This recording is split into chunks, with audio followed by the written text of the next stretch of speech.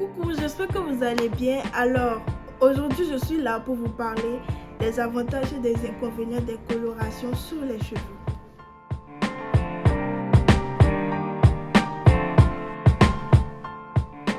Même si la coloration vous donne un nouveau style, n'oubliez pas que pour se faire belle, il faut souffrir. Donc, il y a toujours des conséquences. Nous allons parler des avantages et des inconvénients des colorations sur les cheveux. D'abord, dans un premier temps, nous allons aborder les avantages des colorations sur vos cheveux.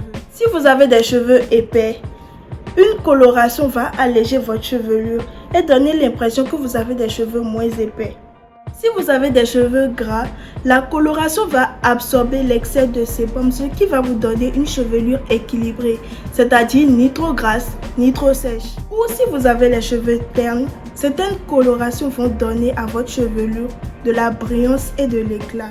Ainsi, vous pourrez obtenir un résultat plus lumineux.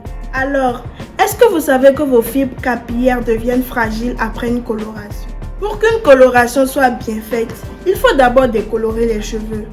Or, ce sont ces mêmes produits que nous utilisons pour décolorer nos cheveux qui agressent le cuir chevelu et déstructurent la cuticule censée protéger nos cheveux des agressions extérieures. Si vous avez envie de faire une coloration et que vous ne voulez pas agresser vos cheveux, je vous conseille de faire des colorations semi-permanentes qui vont disparaître petit à petit au fil du temps. Vous vous êtes déjà demandé pourquoi vos cheveux sont moins beaux après une coloration? Soulevés par la coloration, les écailles en kératine n'assurent plus l'aspect lisse du cheveu. Profondément agressée, la structure interne du cheveu se fragilise. C'est à ce moment-là que vos cheveux deviennent cassants et fourchus, ce qui leur donne un aspect mal entretenu avec des frisottis. Je suis à la fin de ma vidéo, merci de m'avoir suivi jusqu'au bout. J'aimerais vous donner un conseil. C'est vrai que se colorer les cheveux, c'est bien, ça vous donne un nouveau look, vous êtes dark, vous avez du genre et tout. Mais ne faites pas la coloration, une coloration plutôt, si vous n'êtes pas dans le besoin, si ce n'est pas une nécessité.